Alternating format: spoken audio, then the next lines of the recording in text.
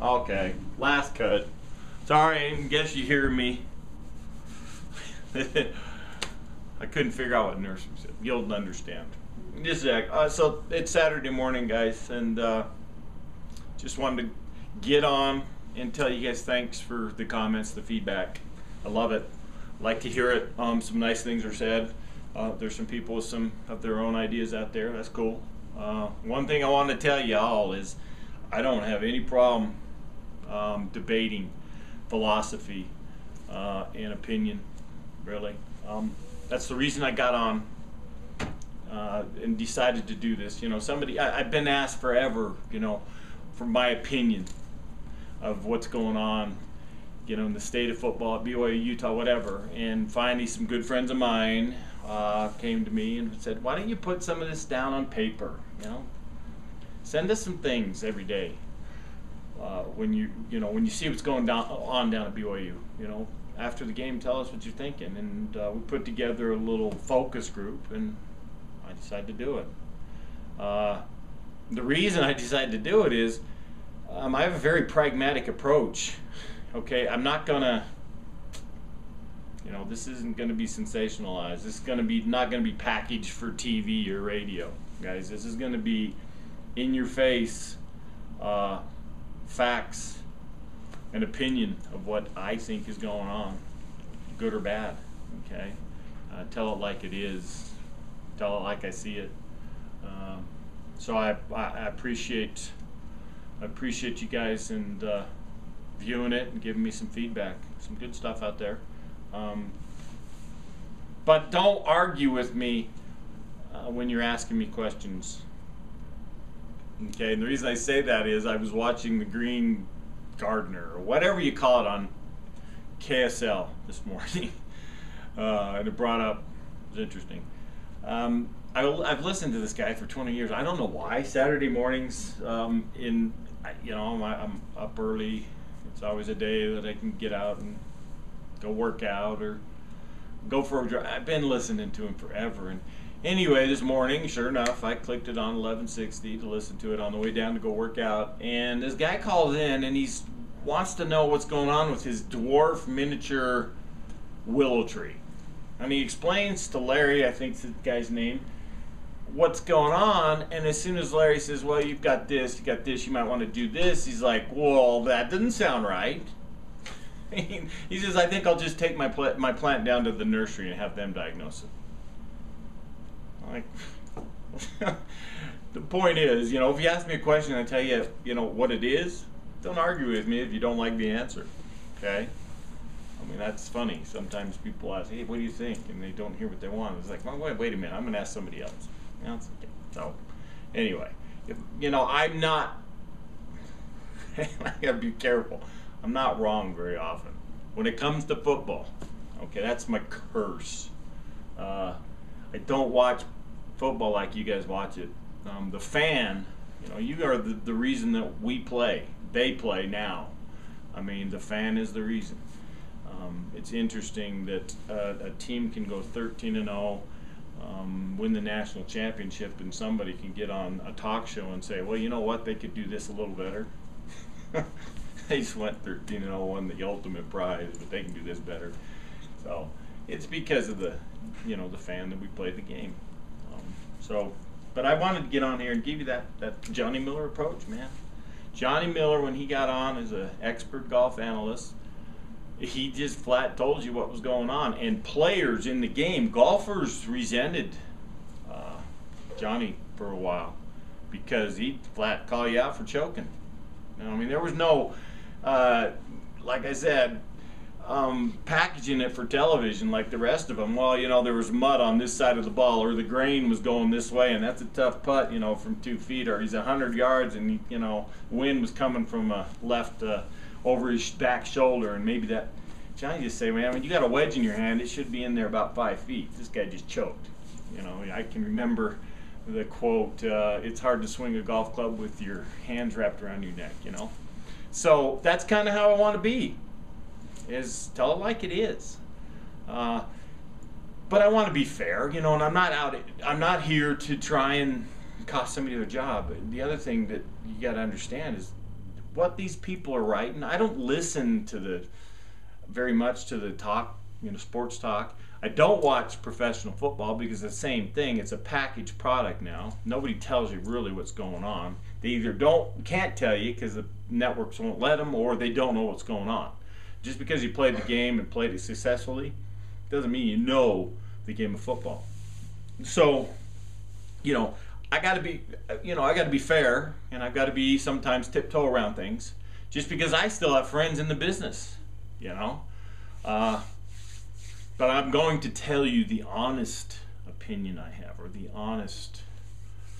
I'm just going to be honest. I guess that's what it is, and be sometimes in your face, and sometimes I might have to be a little bit politically correct, but that's the way it is in life. So. Just wanted to cover that. Thanks again. What I'd like to do is this goes further on. We'll carry this out, let's say, through the Super Bowl, if we want to talk a little bit of professional football. But is pick a comment and respond to it. I had some good stuff. I had somebody say, I think we'll see BYU go to the pistol so that we can get, our eye back in the back position. Something I can't even remember the exact wording. That's okay, but he thought that Doman might revert or take BYU's offense into the pistol formation type. Okay? The only reason I'm bringing this up is, first of all, it's what I said yesterday. Something starts to work and everybody looks at it and wants to jump on board. Guys, Chris Alt at Nevada has been running the pistol for 20 years. Okay? Chris Alt was head coach in Nevada, became athletic director at Nevada, hired himself as coach again, fired himself as athletic director, and back. But he's been running the pistol forever. Now Nevada's 12-1. They're playing in the bowl game, I think, tomorrow. And all of a sudden the pistol is, wow, that's pretty special deal. We might have to look at it. That's just kind of proving my point, okay? But the other thing I wanted to talk about is I hate the shotgun, for one reason, okay?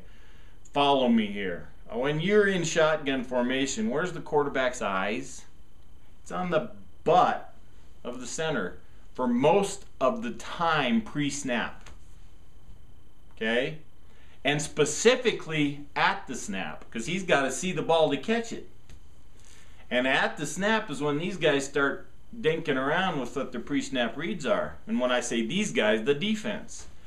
When you're under center, you're never looking at anything but what the defense is doing, what pre-snap read they're getting. And as soon as you take that snap and start to drop, they start to roll into a disguise or undisguise what they're doing.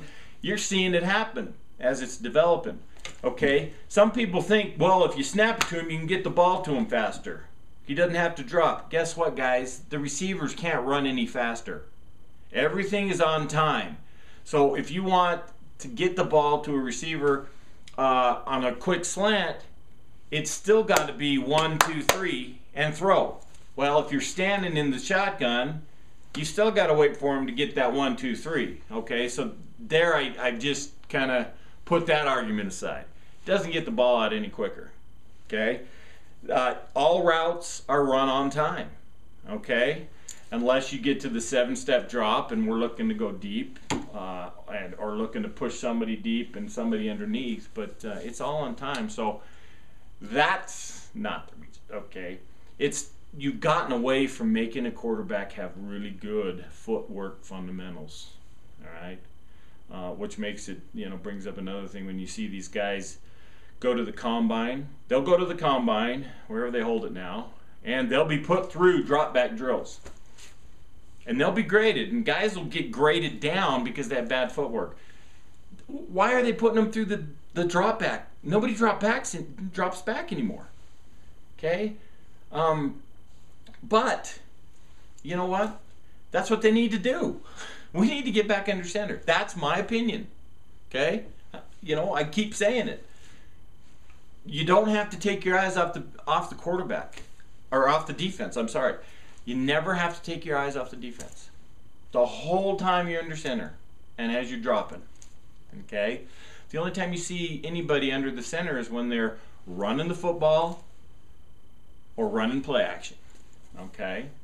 And for some of these guys, they don't ever get under center. We never, ever, and I will always, till I die, talk about the old days. Refer to the days of old, up until, like I said, till Lavelle left. We never ran shotgun, not once. Not one time did we ever run shotgun.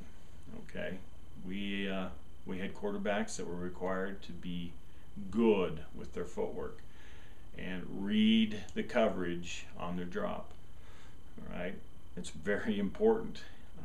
That way, you don't have to have everything. You don't have to try and stick everything in a little hole. Okay, you kind of know where you're going to go with the ball.